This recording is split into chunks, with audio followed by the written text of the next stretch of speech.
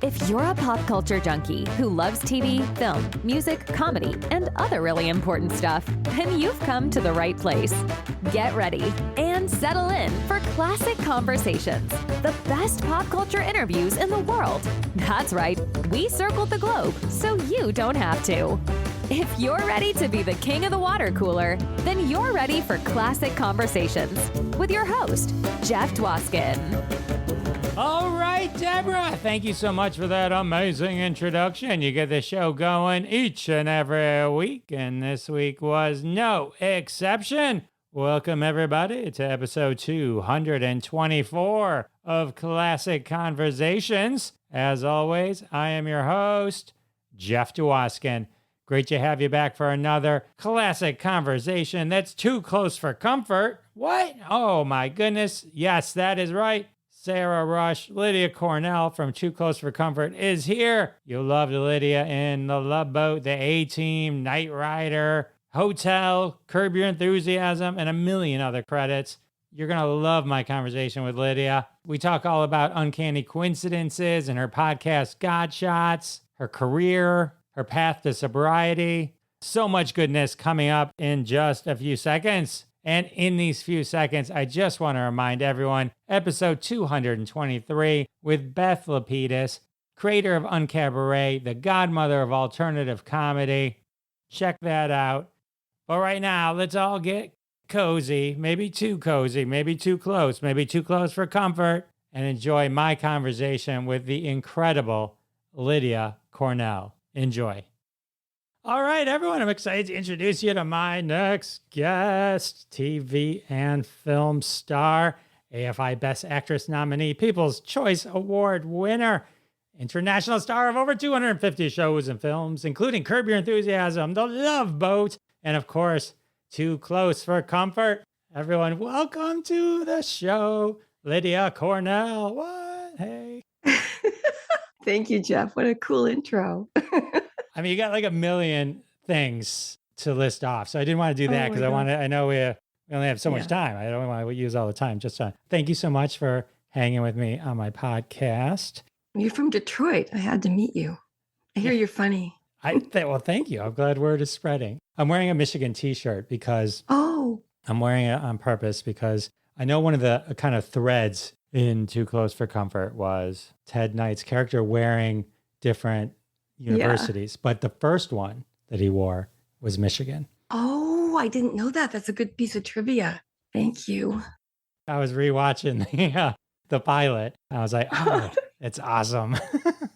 Oh, the pilot. Oh my God, that was funny. It was so funny. So I definitely want to talk about Too Close for Comfort and all that kind of good stuff.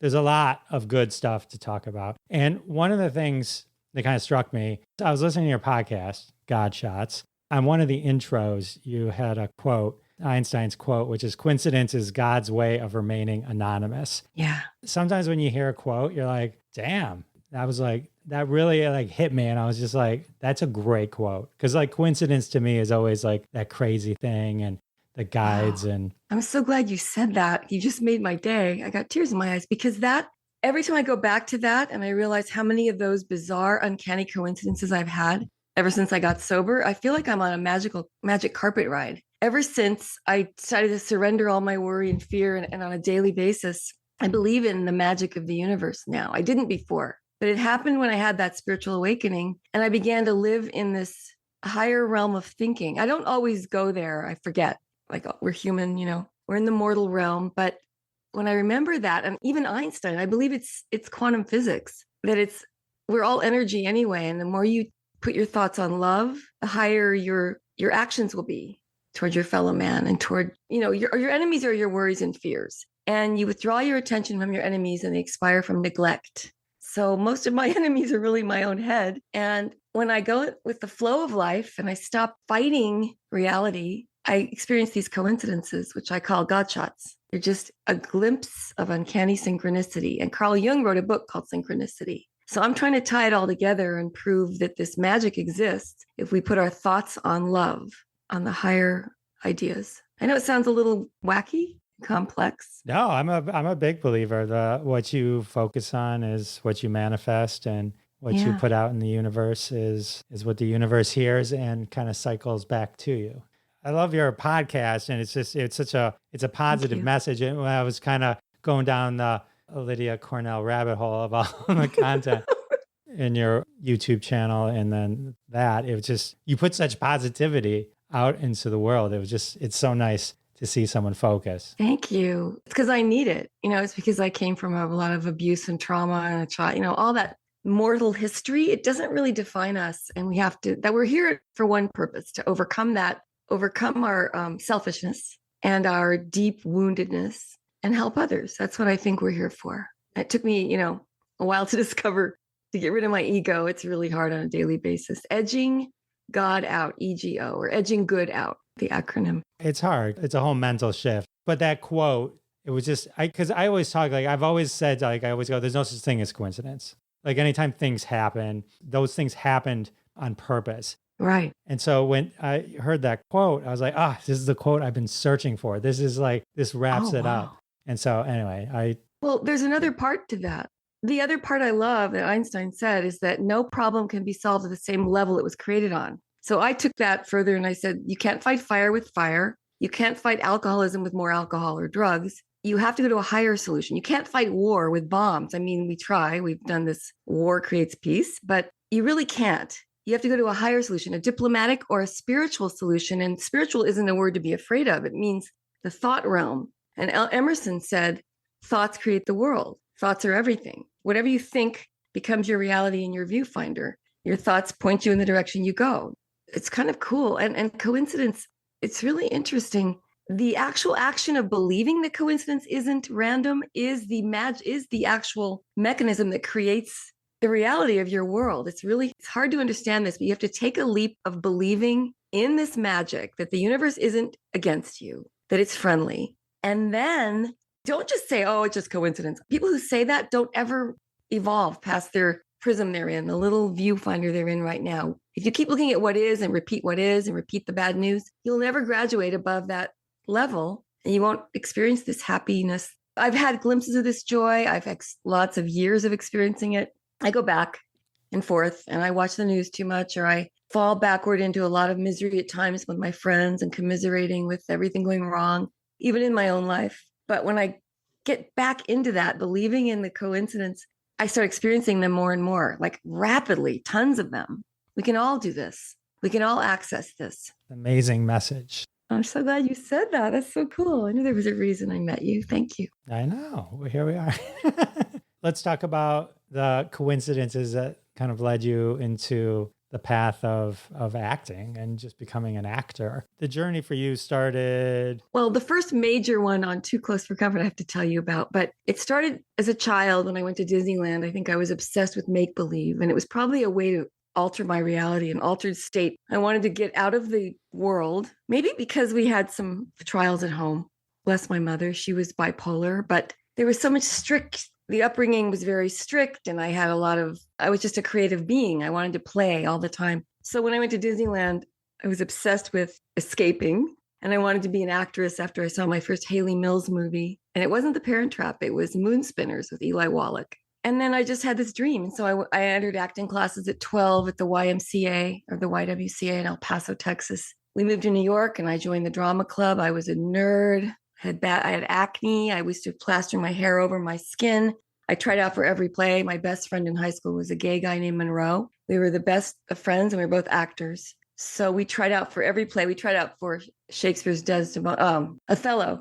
And we memorized every act and we got the part of torchbearers. So I didn't get the part of Desdemona. I stood behind the head cheerleader who played Desdemona, and I had to wear long sideburns on my face and hold a torch behind her. And it was those are our parts. And then we started getting leads in plays, Enemy of the People. I played Petra and he played Aslaksen. But anyway, cut to getting the part on Too Close for Comfort. I tried to break into the music business at Caribou Ranch, anything to get near showbiz. And that was in Colorado. Got out to California. The third audition I got was this show called Keep It in the Family. And I got to the audition. I was new in LA. It had been raining that day and I was drenched. I took a bus to get there. And when I got to the audition, the secretary, the receptionist said, too late. They've seen 400 girls. They're finished. Tomorrow, the callback's at the network. you're too late, honey. And I started to cry. And Arnie Sultan walks out of the office. They just finished seeing The Last Girl. This is an actual true story. And he goes, let her read. She looks the part. I was wearing a cheerleader sweater and I was wearing tight jeans. And they sit me down. I'm reading with, I think Marcy Carsey might have been in the office at the time, Bob Stolfi, Arnie Sultan, and the casting director. And there was a part in the script that says, Sarah gives dad a raspberry. So I didn't know what a raspberry was. And I read the line. I think it was, in case you haven't noticed, we're two very sophisticated young women. And I picked up an imaginary raspberry and I went, so there. And I thrust it toward Arnie. And he goes, what the hell are you giving me here? I said, I'm handing you a raspberry. And he goes, the whole room exploded in laughter. Oh, actually, Tom Warner was in the room. That's right. And they all said, what planet are you from? And I think I said, Texas. I was so nervous and upset they were laughing. I was like cringing. And they go, oh my God, she really is perfect for this part. She's the dumb blonde we're looking for. And they said, can you be at the network tomorrow morning? And sure. I went in for my first big network callback. They'd chosen 5 girls out of 400. And I'm the only one wearing a virginal white flowered dress. All the others were wearing overly sexualized outfits, like their nipples showing, everything. It was like, she's supposed to be a sex symbol, I guess. And I read with Ted Knight. I was like, wow, this is cool. I know him from the Mary Tyler Moore Show. I was a big fan, and I was meeting the president of ABC, Tony Thermopoulos, and the entire network was there. All the big shots up at the Schubert Theater above the ABC offices. And at the end of my reading, they were laughing at everything I did. It was like, wow, it was fun. And then this girl comes over, the woman I'd read with that plays Jackie, Deborah von Valkenburg. She comes over and says, what's your name again? Because it's a weird name. I went, yeah, Lydia Kornilov. It's a strange Russian name. I've got to find a shorter name. She goes, well, I worked with a man named Gregory Kornilov in New York. And I went, that's my dad. She worked for my father. That's weird. 10 million people in New York City. And because she told me he'd moved to Holland and my parents had moved to The Hague at that point. And he had died by the time I had this audition. He passed away. And then they also told me I got the part. Right then and there, they said, we never do this, but you are our new Sarah Rush.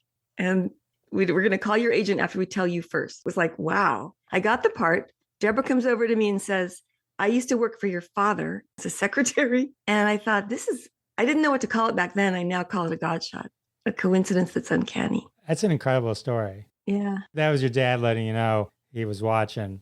Exactly. Yeah. That's incredible. And Deborah and I are still best friends today. I wrote a movie where we play sisters again. And Venus Conspiracy. Yeah, but the big feature film version is now going to go out soon. It's a big women's movie, a high concept comedy for lots of really funny women. I want to get Kristen Wiig to play the lead. Oh, that'd be cool. Yeah. Well, hey, let's talk about that for a second. So you did a one-woman show called Relationship. Yeah. That came first, though, right? Because when I watched that, there's dialogue in that was in the Venus Conspiracy. When you were doing Relationship, was that the idea of kind of workshopping this idea, or like that was so successful that you're like, oh, now I'm going to turn this into an expanded feature? Interestingly, I have been writing for years, for decades. When I first in Colorado, I started writing and I have all my poetry and essays in suitcases still, they're locked. And then I started feeling so angry at the way women are treated in the industry. Until the Me Too movement in 2016, I didn't know anyone felt the way I did about sexual harassment and all that. And it's been overly done at this point. I think we attack too many men. I raised boys. And as the mother of sons trying to raise good men in the world, I love men. I love boys. I think we should still be flirting with each other. I think we should still be able to pick each other up at work. And there's a lot of things I think we're over. There's an overcorrection, but there are some real sleazy people in this industry. And so early on, I felt, gosh, I never felt that there were any limits on me. And then I would run up against the wall of going, you're a girl. You can't do that. You can't write your own show. And I was thinking, I came up with this. It came to me fully formed. When I got sober, all these beautiful things started coming. The writing sort of formed itself in a more organized way. And I was also off drugs and alcohol. Early on in life, I'd done cocaine and I'd done acid, and in college in Boulder, Colorado, we'd all tried everything, not heroin, and my baby brother died of a heroin overdose when I was sober. So I have a lot of recovery stories and a lot of people I help in recovery right now. But the drugs are really just a way of numbing yourself so you don't have to deal with the world. and it's an actual disease, dis-ease. But I started writing out of anger and out of passion for a subject matter, women's issues. And I thought there is a plot to keep women thin and insecure. And it started in the advertising industry. What are they telling us? Teeth whiteners. Teeth are supposed to be ivory, not white. Deodorant to take away. And certain things are good. But I came up with a pharmaceutical conspiracy years ago about a corporation called Venus. And it was a combination of Victoria's Secret mixed with MTV, they owned everything. The media, they owned everything. And they sold you what to buy. So it's a real plot-driven thriller action comedy. And it's got shades of Austin Powers and all this stuff. And I workshopped the independent film we did for 27-minute pilot was just the comic scenes between the sisters where she thinks I'm crazy. So there's one person who knows the truth and her whole family's against her. So you have to create a character that's likable. It's a little nutty. And it was fun filming it because I got this director who was 22 years old, Dustin Voigt, brilliant guy. And he had so much to offer. Now I realize the joy of collaborating in a film, that's what I love about Hollywood. The good people out here that are truly creative. You don't have to focus on the bad.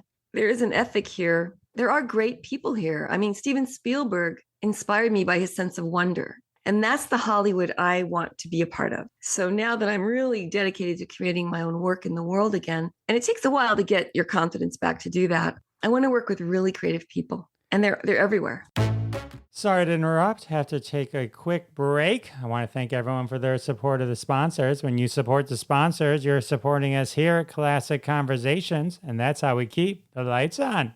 And now back to my amazing conversation with Lydia Cornell. And we're back. You're really creative. I read at one point you kind of moved away from acting and kind of started focusing more on writing. Yeah.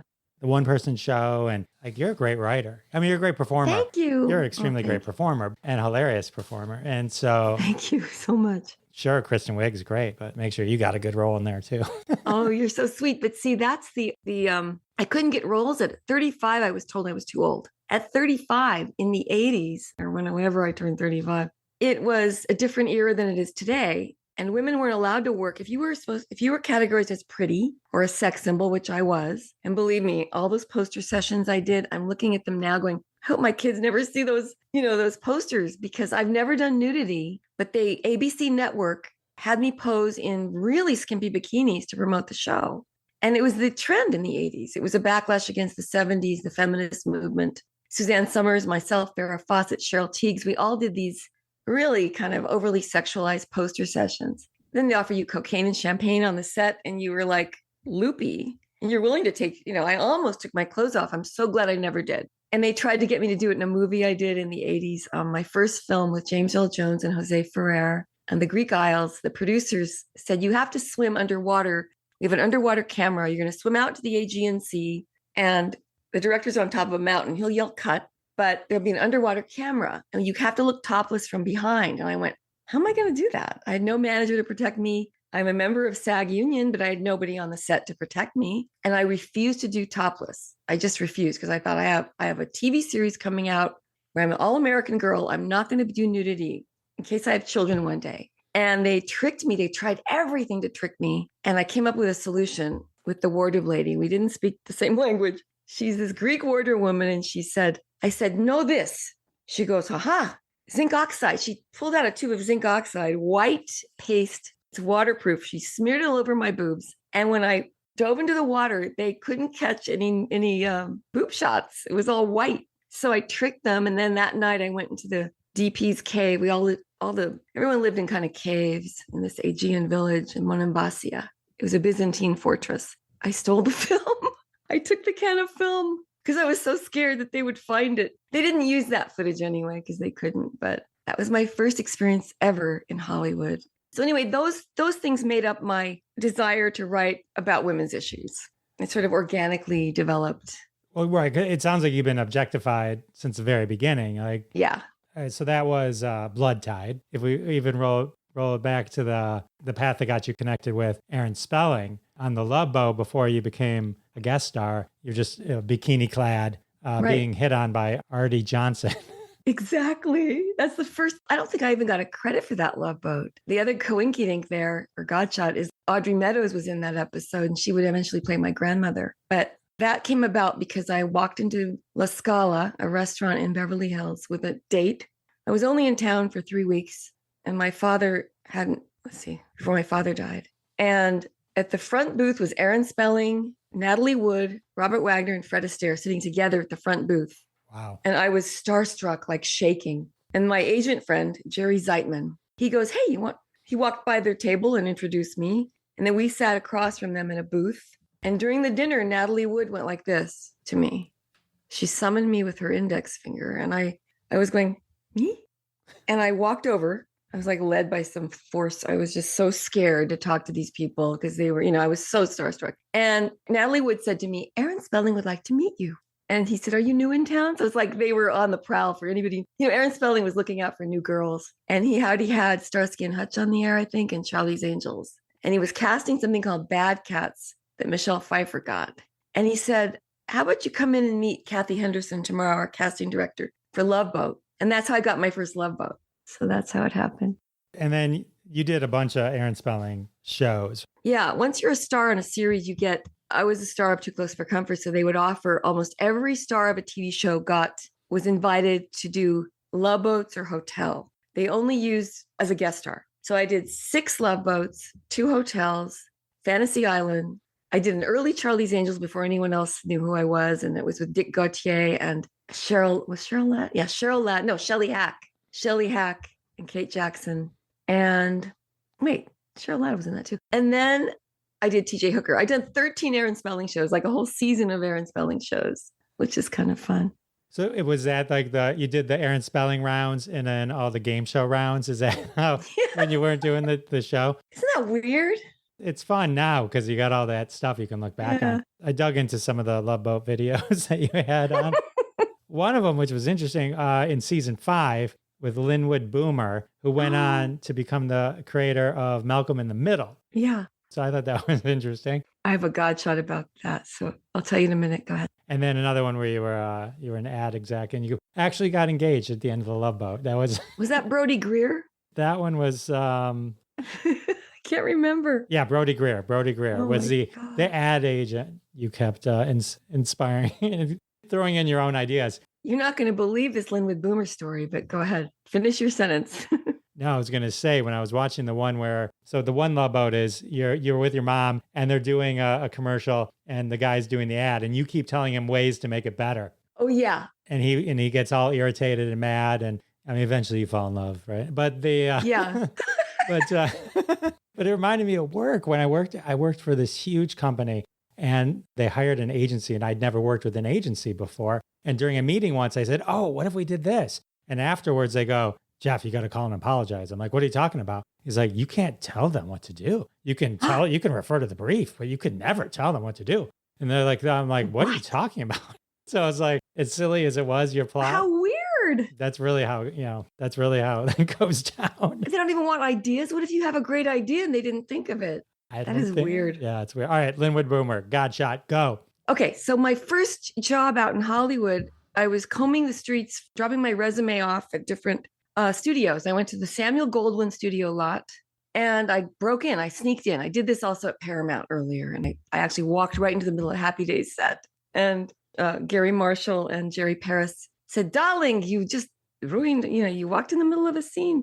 I asked them for a job. But at the Goldwyn lot, I was putting my resume under different doors. And I was walking down the hall and Jack Webb and Paul Donnelly, the head of production at Universal, were walking down the hall. And they go, well, can we help you? And I went, I'm looking for a job as a receptionist or secretary. And they said, well, we're hiring Georgie Sherman upstairs in my office is hiring. He's a director. Go on up right now. You're hired or something. Like they thought I was cute, I guess. It's that kind of thing, in those days. Jack Webb himself. And I walk upstairs. Georgie Sherman hired me on the spot. He's a tiny little producer, very famous. He did all the B-Westerns, John Wayne movies, Red River, I think, and Jane Mansfield movies in those days. And he was this adorable, tiny little man that I love.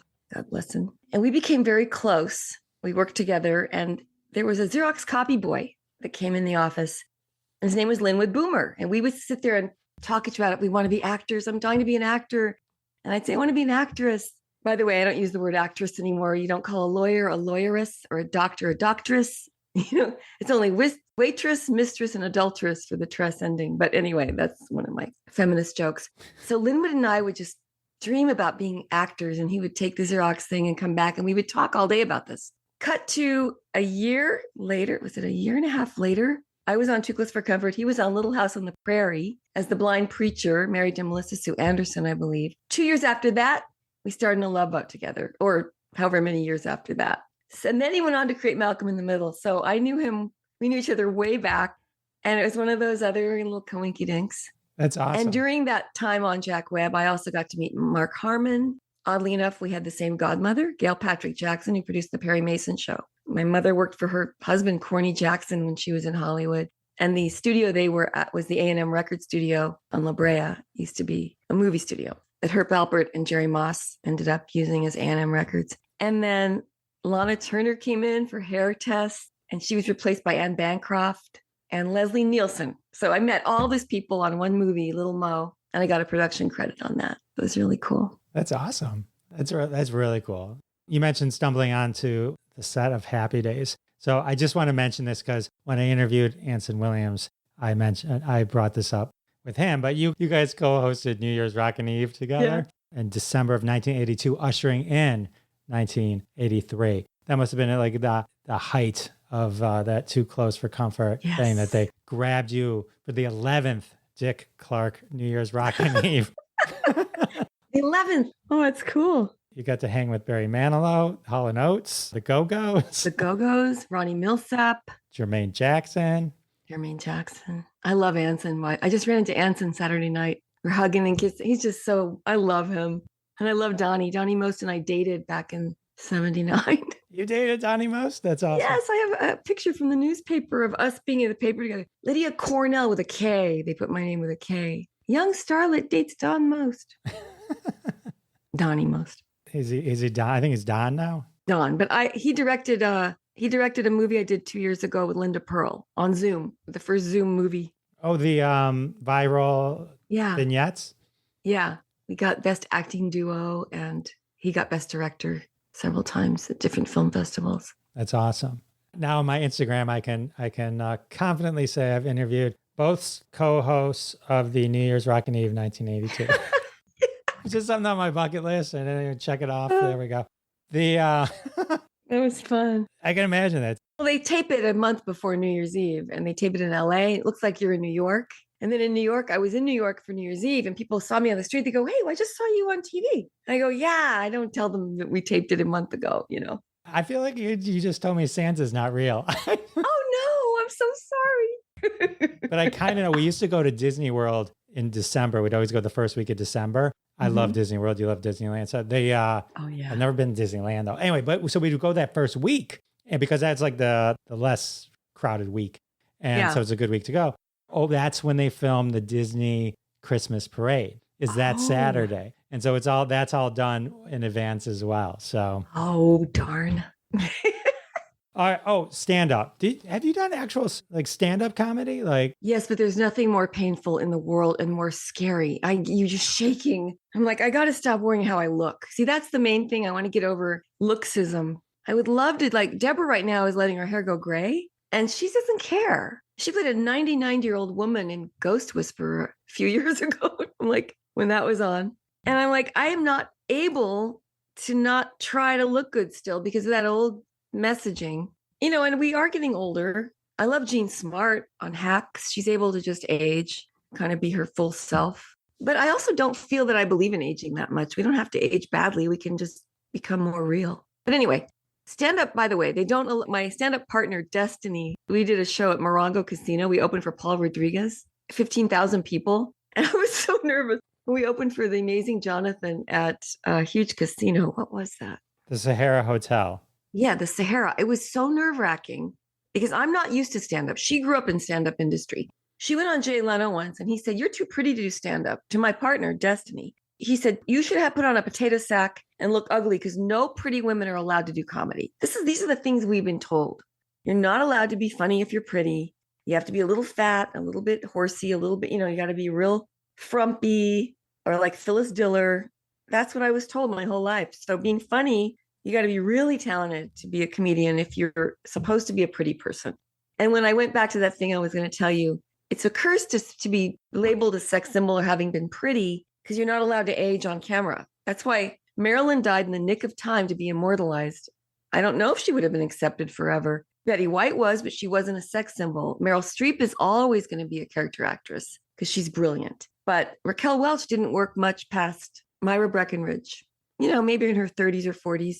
Anyway, the point being, we have to reshape the industry. And I do have a lot of stand-up I want to do based on my new book, which will be finished very soon. It's called Hiding My Brain in My Bra. And the first version I turned in to the agent said, it's too funny. Your book is too funny. I went, well, that's how I write. Everything turns into comedy since I got sober. I see the world through a lens of absurdity. And he said, well, where's the dark chapters? Now I'm weaving those in, but it's still got a tinge of hope and humor in it. It's still funny. There's a lot of marriage chapters that are very funny because my marriage, only the good remains in every relationship. And you have to spin it the way that helps you survive, I guess. Humor is the greatest survival mechanism tool. When you're a comedian, some of the funniest things can be found from those darkest moments. So Totally. The Amazing Jonathan is why I got into comedy. Really? I saw The Amazing Jonathan, and I was fortunate enough to see him again before he passed away. Oh. Yeah, and I was able to tell him. I was like, oh, when I saw you, that's when I got the idea that this was a thing that I could do is stand-up comedy. I thought he was the funniest. So when I saw you open for him, I thought that was the coolest thing. Oh, wow, it's so neat. Oh my gosh. Yeah, he was amazing. He was amazing. Speaking of hiding my brain in my bra, so you played a bra salesman on Curb Your Enthusiasm. Yeah. Another coinkydink. And those all started happening after I had this big surrender, and I got sober because I had a spiritual awakening. I always call it, well, when did these GodShots start happening? Right then, it was like, wow, maybe it's real. God is real. God to me is love, and it's not necessarily religious. But then I went back to understand the religious aspect. But anyway, I called Bob Whitey, who directed Curb, and he was my former boyfriend years ago. And when I met him, he was still working on the Marx Brothers documentary, the Kurt Vonnegut documentary, a Woody Allen documentary, and the famous comic who got in trouble for Lenny Bruce. Yes, Lenny Bruce. So Bob was just this creative artist doing all these docs, and we were dating. And later after I got married and I was sitting at home one day, my kids were at school, and I said, I want to be on Curb. I'll call Bob. And I never ask anyone for favors. He said, hey, why don't you come in tomorrow and read with Larry? And I went, read with Larry? Oh God. I get very nervous about these kind of things. And I said, can you give me a hint? And he goes, well, she's a bra salesman. That's all you have to know. And you got to improv with Larry. So I went in, and I just written this one log line in my script, Venus Conspiracy. I just written it down before I called Bob. All human suffering is caused by Victoria's Secret. So I go in as a Victoria's Secret salesperson. And sure enough, that's where they were going to film it. And I thought, that's really interesting. And I read with Larry, and I got the part. I think the improv we did was, he goes, I need to buy a bra. It was at Lucasfilm, and it was just an office we were reading in. And I said, for your wife? And he goes, no, my maid. And I went, oh, your maid. I think I made up something like, does she need a French maid? You mean a French maid outfit? And he goes, no. I said, do you know her size? Is she a cantaloupe or a watermelon? He laughed so hard at that. He hired me on that line. And then we never ended up using that in the actual show. But it was filmed at a Victoria's Secret store. And I went, that's a really interesting coincidence. My Victoria's Secret joke and that. And then in that episode, the only other actress played the maid was named Lydia. I've never met another Lydia in the industry. So these little breadcrumbs along the path that match up are very interesting when you start to observe. When you open up kind of your mind to be able to actually understand that they're there, it's interesting to kind of watch them all kind of fall into place. Mm-hmm. Sorry to interrupt this fabulous conversation with Lydia Cornell, but we have to take a quick break. And we're back with Lydia. She's going to share some stories about her mentor. All right, so Too Close for Comfort, hot show. You're on the hot show. So you're still friends with, right, Jim and Deborah? You guys, all the cast. What was, I know everyone probably asked you what Ted Knight was like. Maybe I should ask you what Audrey Meadows was like. Oh, I love Audrey Meadows. She was my mentor. I started watching, you posted a clip of you doing the weather. Yeah. And So I started watching. Started watching some Too Close for Comfort episodes just because I think it'd been a while since I'd seen it, and I heard you talk. It was on Pluto. I found it on Pluto, right? Yeah. So I'm like, I'm just going to randomly pick one from different seasons, just randomly pick that episode, which is the one where Audrey Meadows kind of pivots to become a permanent cast member, right? It was just funny to see that the whole the whole episode. But oh my God. I mean, it's amazing to watch. You know, sometimes you watch shows where people who were famous for something else are in something else, something new, and it never feels right. Like when you're watching it. This show, it's like the writing was great. I mean, it was like everything felt real comfortable. Like you wouldn't have, if you know, what I mean, if like these two people were just emerging from Too Close for Comfort, not even knowing that they both had the, you know, all these this crazy background of sitcom genius. So it was like working with these legends. Oh my God, it was cool. Well, Audrey Meadows came on the set and talked about Jackie Gleason a lot and said on the honeymooners, Jackie wouldn't let us rehearse at all. He wanted to tape everything immediately. And it was hard for them because they were doing a live show, I guess, and Art Carney. She had lots of Jackie Gleason stories about how much fun he was and how outrageous he was. And she adored him. And Audrey got in a lot of trouble with Arnie Sultan, our producer, because she was smoking. Ted didn't want her smoking on the set, and she was smoking in her dressing room. So we also sneaked in her dressing room to gossip a lot because Audrey was my protector. I was being harassed a lot by everybody who was on my case a lot for being the youngest member of the Rush family. And I got in a lot of trouble for weird things. Like I couldn't look Ted in the eyes in the beginning. And he would stand on his toes I would stand on my toes to get in his eye line. And then I looked above his forehead at times because he would make me laugh too hard if I looked in his eyes. And the director would yell from the booth, "What's she doing?" There's a lot of I had to learn everything on the set. I had never had professional experience before.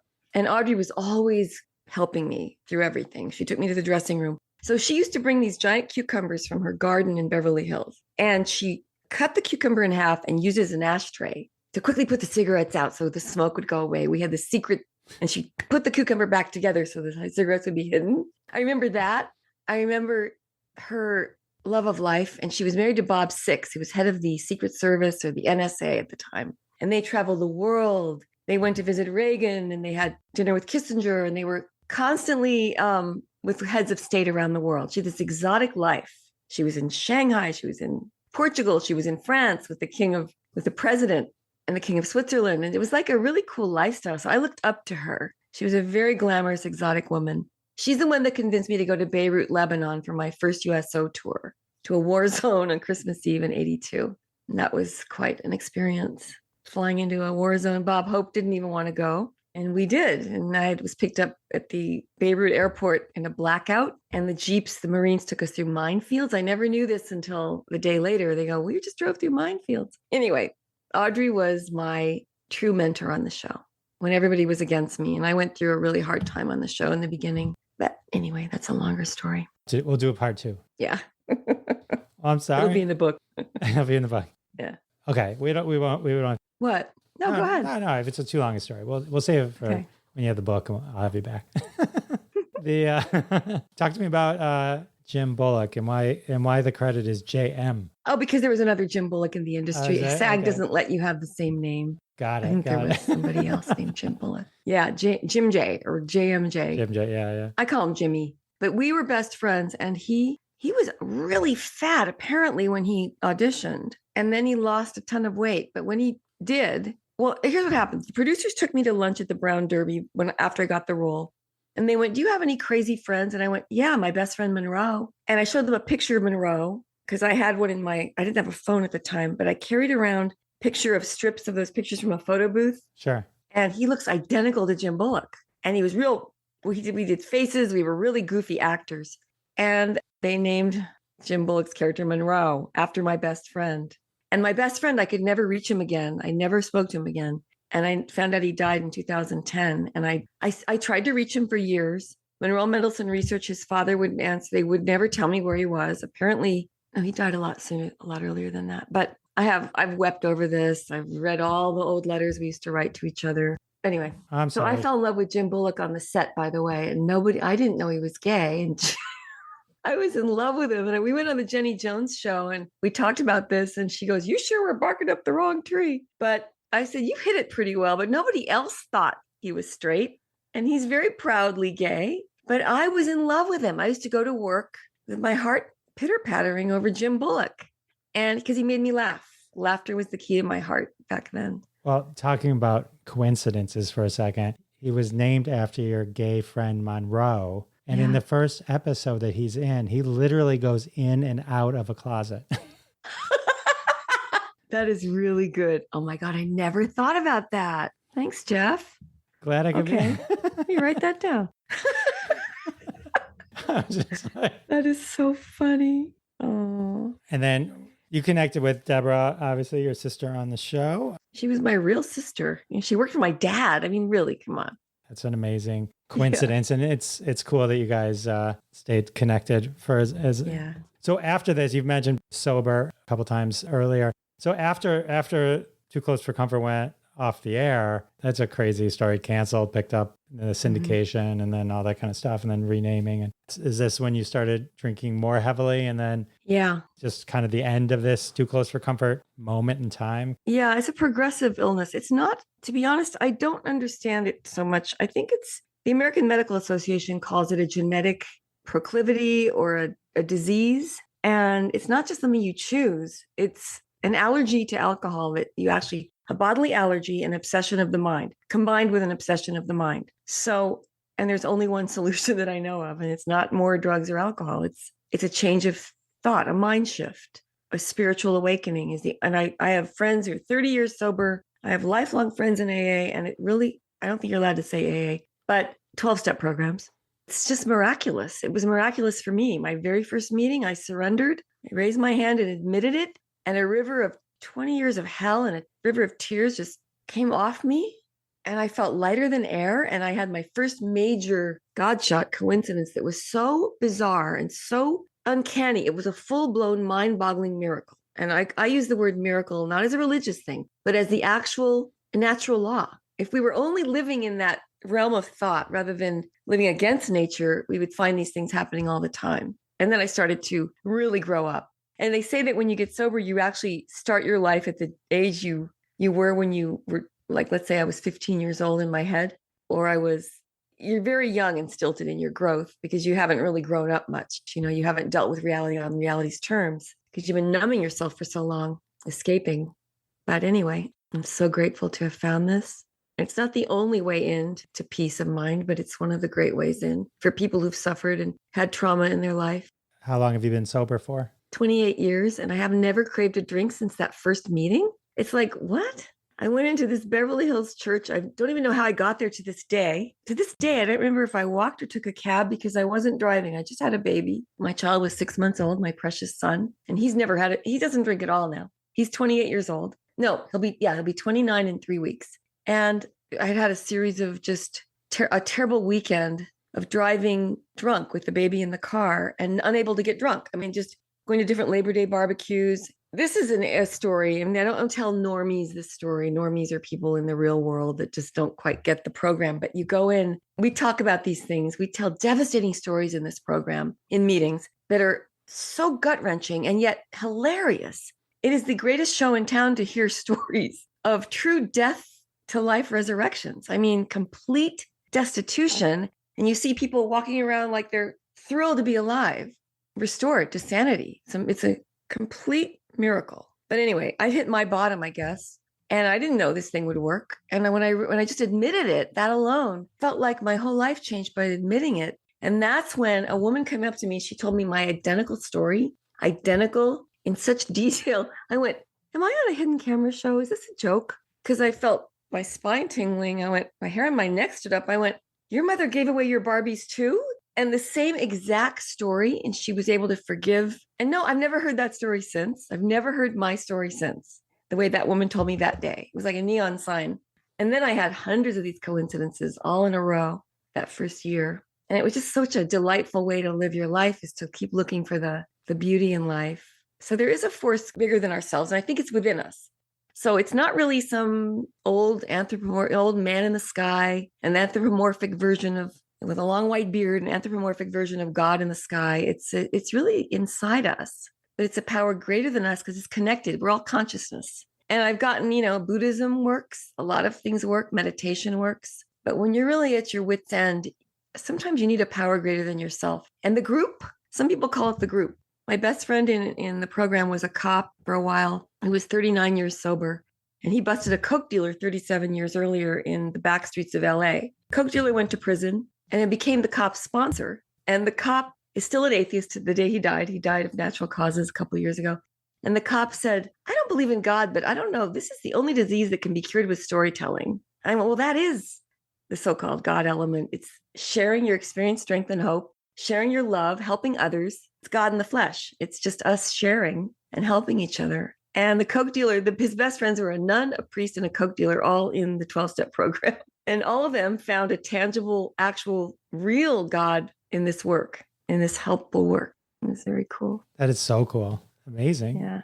And then do you speak on this? You talk about this? And yeah, whenever I'm asked, it's interesting. I was asking the universe a couple weeks ago, what's my purpose in life? Because the book is a struggle right now. Some parts of it are like, oh, I don't want to cut the funny out here. It's hard to know what to cut and what to keep in the rewrite of my book. And I went, what's my purpose in life? At that moment, I got a phone call. Can you lead a meeting tomorrow for young women in England on Zoom? That's my purpose. Happened twice. What's my purpose? Oh, I get a call to lead a meeting or to speak at a meeting or to help a newcomer.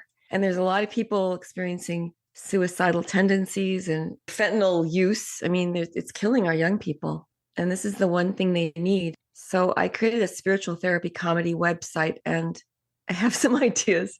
So the Venus Conspiracy movie, the short film we did, had a lot of these ideas in it, done through humor, metaphysical comedy. I think humor helps people remember and connect. When they read something, it's either so dramatic and tragic, or it has to be funny. Oh, wow. But I think that helps people retain something. Wow. Well, that's really interesting. Humor helps. Jeff, I need to write some of your thoughts down. Humor helps us retain things. I think so. I don't know how brilliant I just said it, but I can look it up. I love that.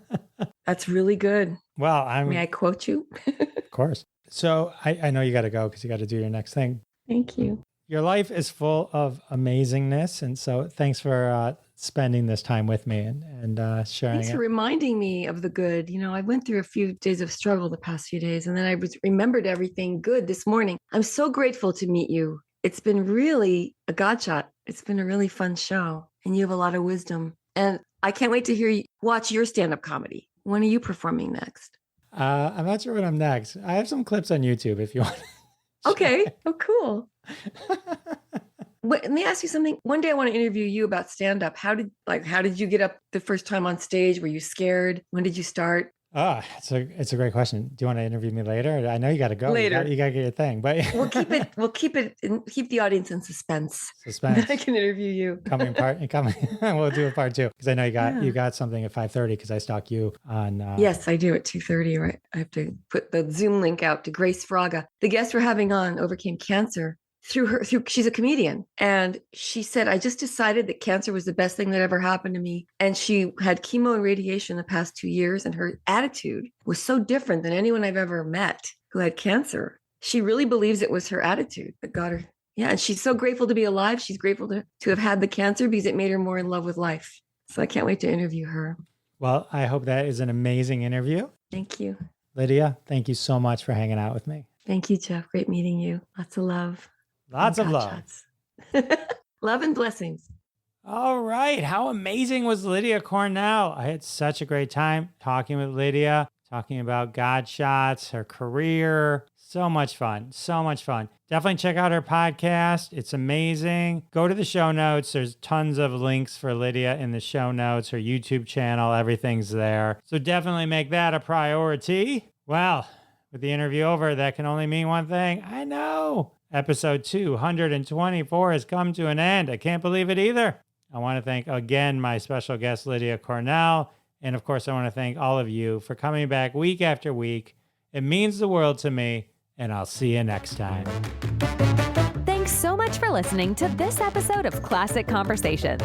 If you like what you heard, don't be shy and give us a follow on your favorite podcast app. Also, why not go ahead and tell all your friends about the show? You strike us as the kind of person that people listen to. Thanks in advance for spreading the word, and we'll catch you next time on Classic Conversations.